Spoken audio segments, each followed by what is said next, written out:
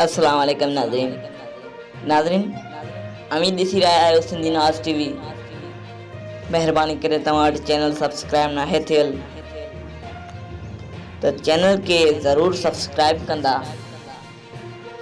त नाज़रीन अॼु जी हिन वीडियो में असीं तव्हांखे ॿुधाईंदा हलूं त सिंध जो मशहूर सियासतदान मुमताज़ भुट्टो वफ़ात करे वियो। तो नाज़रीन